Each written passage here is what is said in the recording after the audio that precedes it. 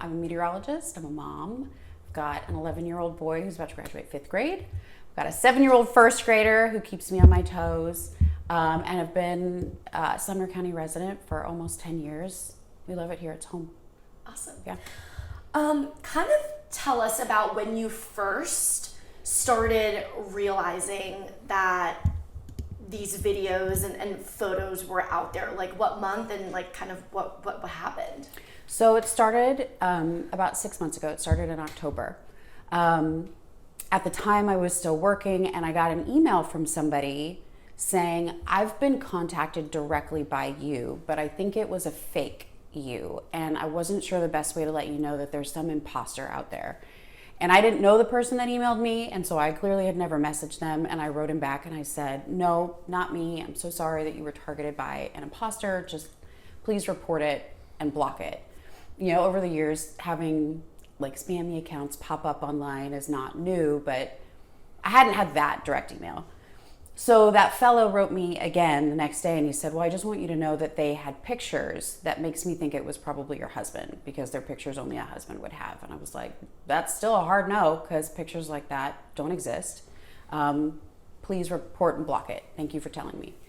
And then he wrote me again, said, I took screenshots of the conversation with this fake Bree. I just feel like you should know what they were saying, and you should see the pictures and the video. And sent me these screen grabs of a conversation with someone pretending to be me, who had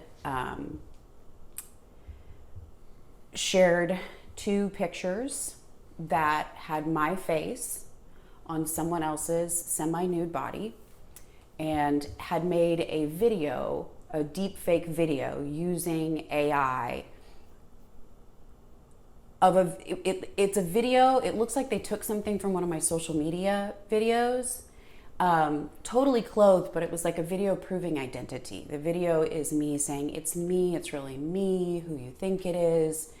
And in the chat exchange, this imposter was talking about staying 2 nights at the Conrad Hotel downtown and having a very intimate 2-day-long experience.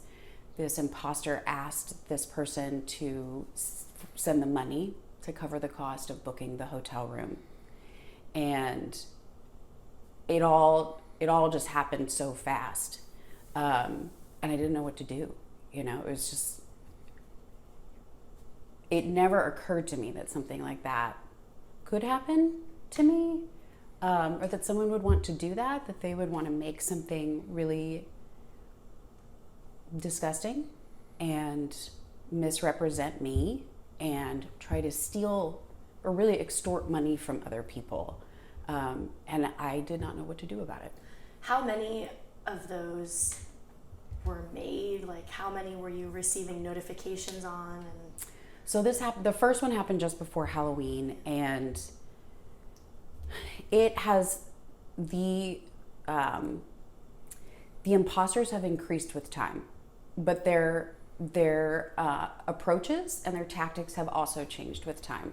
So, you know, that first one was intimate, it was vile, it was disgraceful, it was disgusting. Since then, there have been new imposters. Some are like, we're her fan account, or we're doing a contest where you can have dinner with her. Please come chat on this app. The top 10 people will be chosen.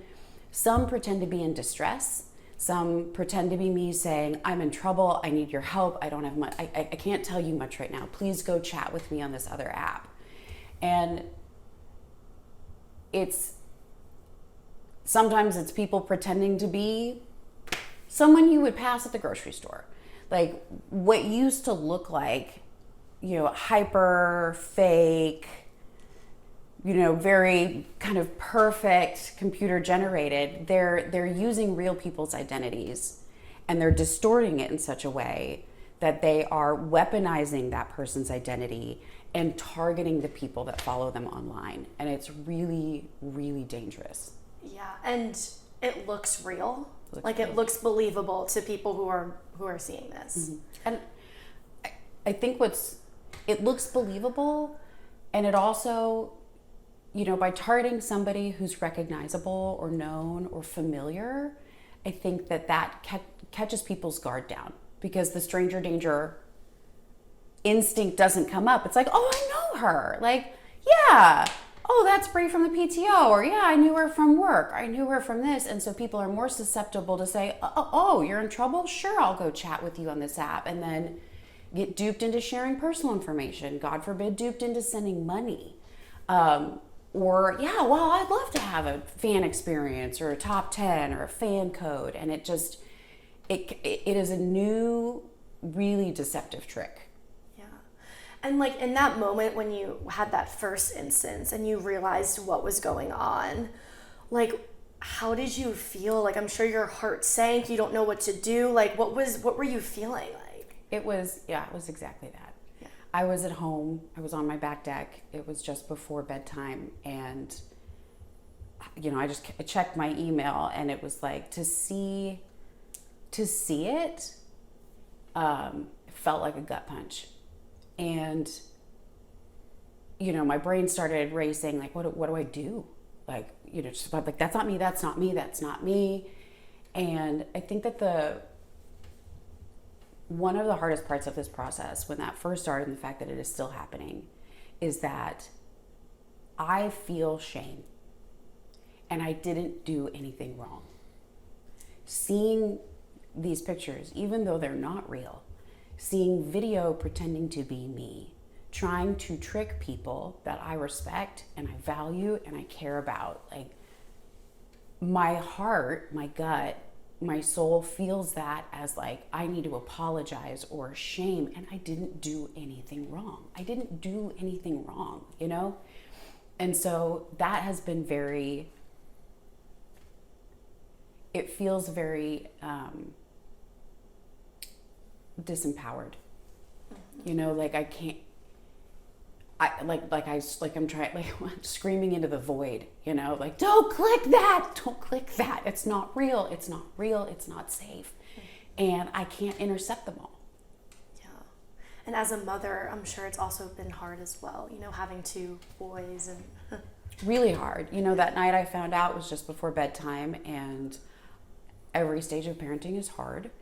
But at this point, I've got an 11-year-old and a 7-year-old, and they understand things at different age-appropriate levels. And so, I looked at my husband that night, and I was like, something bad is happening. He's like, what's happening? I was like, I can't talk about it. Like, I couldn't say it in front of them. And because I want to protect them, and protect their innocence.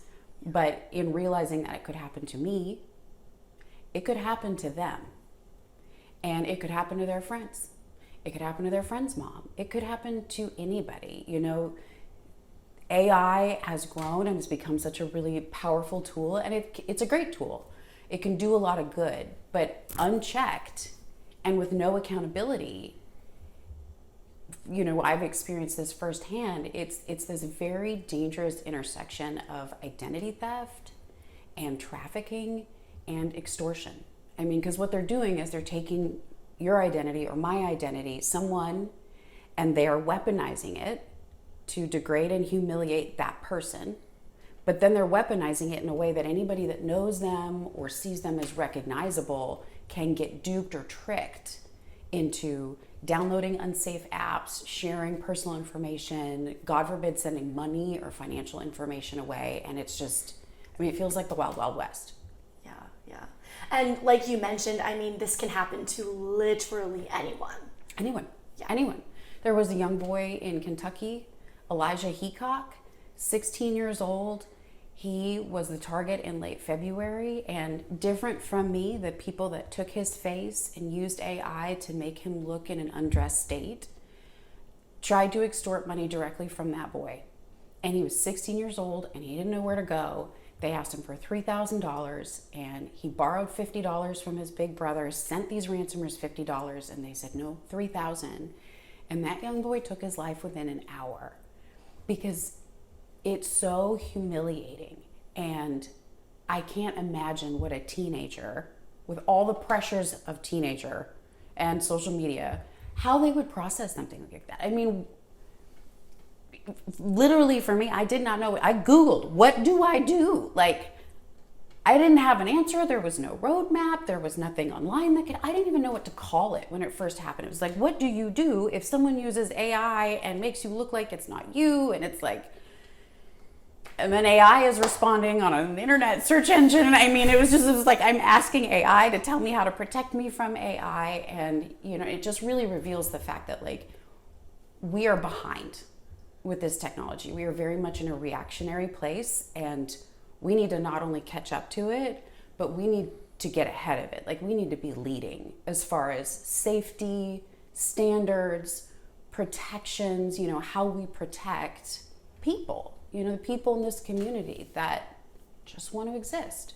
Yeah, I was going to ask, you know, can you take us through the process of trying to get help and what you weren't able to find, and if you were able to find anything? It took months, honestly. Like, it was really months of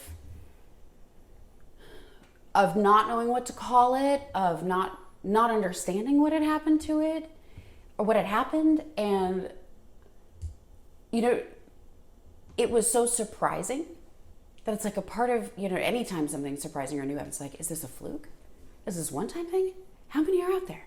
And then, like I said, with time, more and more imposters, different kinds of imposters started popping up. Like, roughly I get 3 to 5 a day now. 3 to 5 a day. And initially when it would happen, it was hard because I was very traumatized and I was upset, and it was hard to see. And so I would screen grab it and then report and block it really fast. Screen grab it, report, block it really fast, because I didn't want to see it. Within a few months, when I started working with the legislature and just sharing my story, more people that have some experience in this space had kind of came to the surface and said, great that you're doing the screen grabs, but what we really need is the page IDs. We need the URLs. We need the tracking for the pages. And so I started a Google sheet where I am trying to track those things. But I didn't know, you know, so I've got 100 screen grabs on my phone that I don't have those links or those IDs. And it was just because I didn't, you know, this is all new territory. And I'm not an investigator, like, right. And investigating my own impersonation is hard. You know, it's not pleasant to interact with that level of darkness and evil. And to just feel really paranoid. Like I feel like I'm constantly looking over my shoulder and wondering, like, what are they going to do next? Have they contacted somebody? A lot of times they reply to comments on my Facebook page. Imposters recently have started popping up on TikTok. They don't just reply. If they reply, I try to catch them, but they've been sending direct messages to people, and I can't intercept direct messages. So I don't know how many fake me's are trying to talk to people on a daily basis. Right. Jeez. Can you kind of talk about the conversations you had with the legislator and lawmakers about an idea that you had and wanted to try and do? So, you know, as I was trying to kind of figure this out, the deepfakes bill had already been crafted and was going to be moving through the legislature. And then my attorney helped connect me with the initial lawmakers that were backing the bill. So Senator Yarborough, Representative Jason Powell. And they were really, everyone was just very, very kind and respectful of, like, do you want to share? Like, you don't have to share, and you don't have to share all of it. And I was like, no, I want to. Like, I'm a firm believer that our stories are here to serve other people, and that I would not have nominated myself for this experience, but if my story can help make a positive change to protect anybody else, my kids, you, anybody's kids in this town, like, then we have to do that. And so, you know, they were very respectful and said, you don't have to conform. I was like, no, I do. Like, I mean, I'm not trying to make it about me, but I can give you some real personal firsthand knowledge of what this is, what it does to a family, what it does to a person, what it does to your heart. And they welcomed me, and then I've never spent any time in the legislature. So it very much felt like, where do I go? What do I do? But every single senator I spoke to, every single representative that I spoke to was just like, it was such a duh. You know, it was like, no, like you can't do that. You can't take someone's identity. You can't take their face. You can't take their voice, their reputation, and weaponize it like that. You can't create degrading content without permission.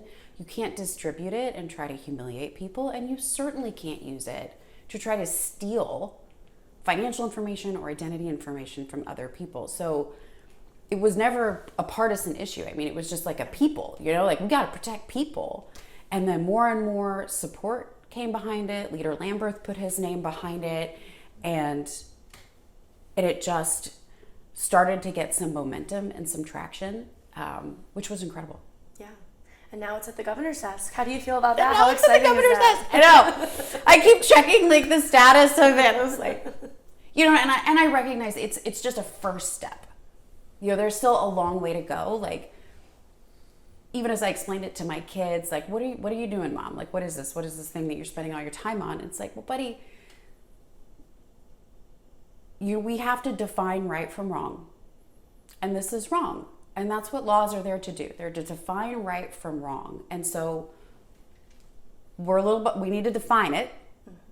And then once it's defined as right from wrong, then then there's the next step of figuring out how do we investigate these things? How do we find who's behind it? How do we equip people who are victims to know what their resources and their rights are so that they can have some agency in their life? I mean, it took me months to finally feel like I had some agency and was actually able to advocate for myself, that I even had the right words to explain what happened to me. I mean, initially it was like, I know there was emails and it was chaotic.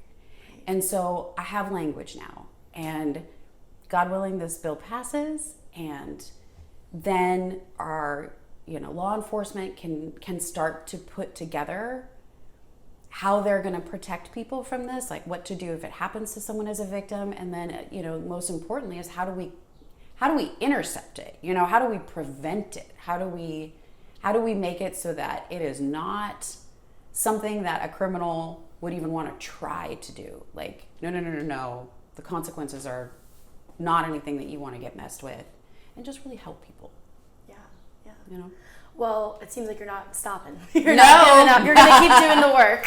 So the only line I care about is the finish line. So we're going to see this, because I think it's important. Like this is technology is growing really fast, and it should be used for good. It should be used to make our humanity better. It should not be something that steals our humanity, and certainly shouldn't be something that steals our identity. They passed the Elvis Act last year, which protects musicians and their artwork and their albums and their songs, which is critically important. But I would say that my life is my body of work, and I need to be able to protect that too.